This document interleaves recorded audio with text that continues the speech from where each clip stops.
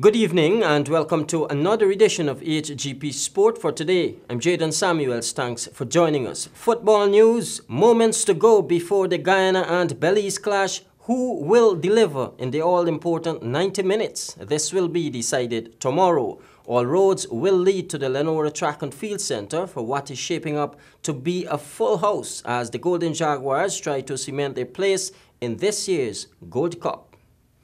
More football news. The knockout stage of this year's Milo Schools football tournament also kicks off tomorrow at the Ministry of Education ground, Carifesta Avenue. Tomorrow's doubleheader will feature Charlestown Secondary taking on Golden Grove at 11 hours, and at 13 hours, Bishop's High School will play Cummings Lodge.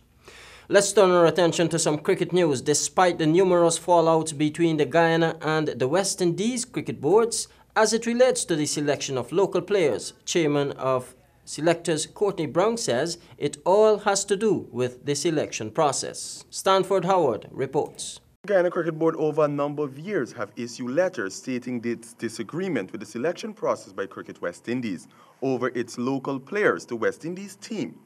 A letter back in January questioned the selection policy of Cricket West Indies, highlighted specifically the 13-man squad selected for the first test against England, which started January 23rd in Barbados.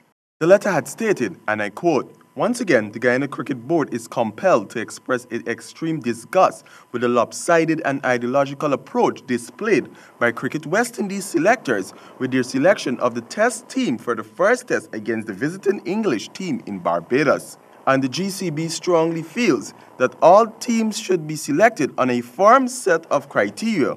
Chief among them should be performance, fitness, form, attitude, aptitude, team balance, ground conditions, commitment, training, and a few other reasonable subjective considerations." End of quote. With that being said, at a recent award ceremony for the 5-time consecutive champions, the Guyana Jaguars, Chairman of Selectors Courtney Brown, who was in attendance, had this to say in his remarks. There's a lot of debates about, Guyana winning 5 trophies, not enough players on the team, but the good thing about West Indies cricket, especially the test team, that we're seeing some stability now. We actually believe strongly that we don't believe in the chopping and changing. We believe that we need to give players the opportunity and the coaches the opportunity actually to develop the players. But it doesn't mean that other players will not get into West Indies senior team. So the guys that have done very well this year, the Brambles, the Shepherds, who would have been in our 18 programs at some stage, you got to keep plugging, you got to work hard.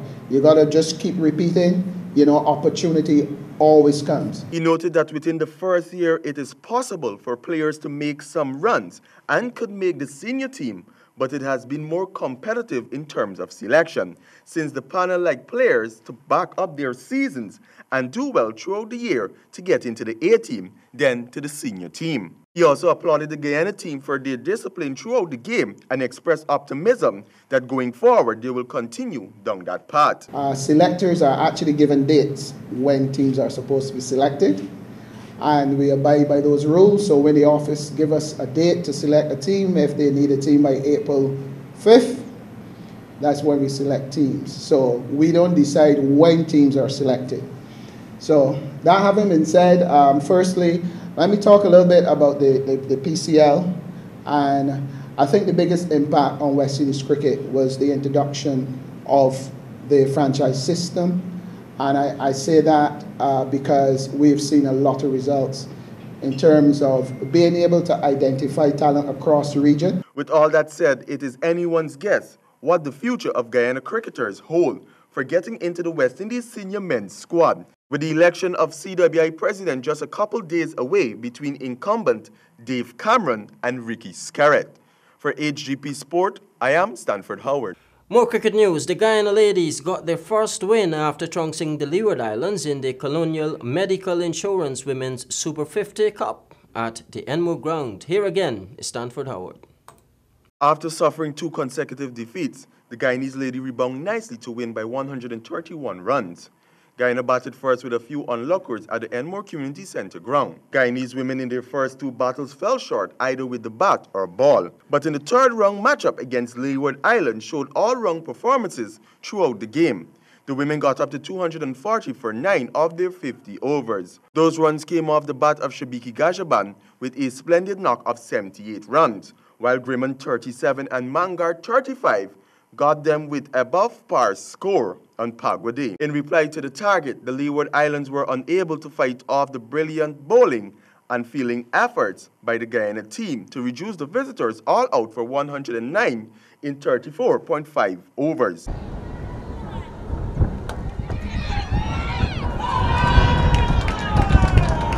This is all thanks to Mangar, who performed with the bat earlier and went on with the ball and took 4 for 22 for the win, as Shabiki Gajaban was awarded Player of the Match. In other matches of the tournament over GCC, Haley Matthews was once again the big hitter for Barbados, smashing an unbeaten 108 to help her team chase a reasonable 214 posted by Jamaica. Meanwhile, Trinidad and Tobago held off a late surge by Windward Islands to win by 51 runs at Everest Cricket Ground. Guyana will face Barbados on Saturday at Providence, with Jamaica taking on Trinidad and Tobago at Everest Cricket Ground, and Windward Islands will battle with Leeward Islands at Enmore. For HGP Sport, I am Stanford Howard. Motor racing news: the South Dakota circuit will come alive this Sunday. This time, it's drag racing. Here is that story.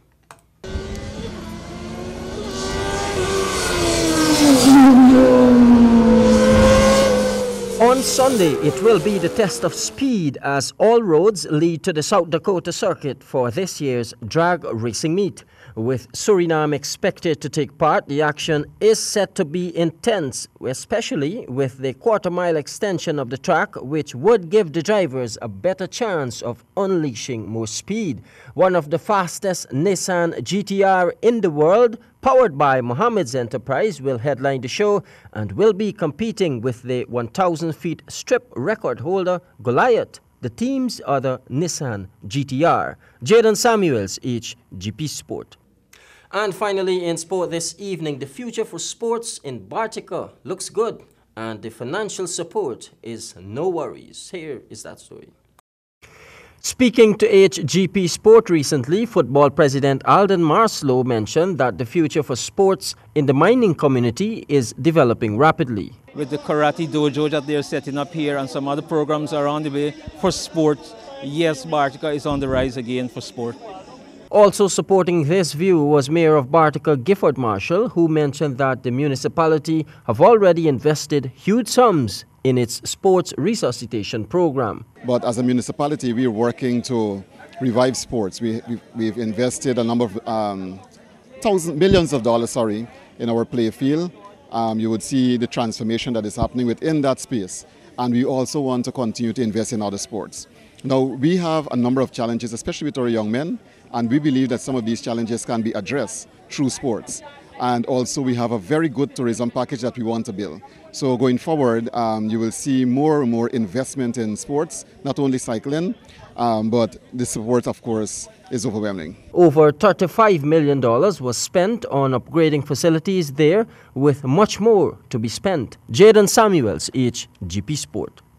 That concludes our cast for this evening. I'm Jaden Samuels, reminding you to say yes to life, yes to sport, and no to drugs. Good night.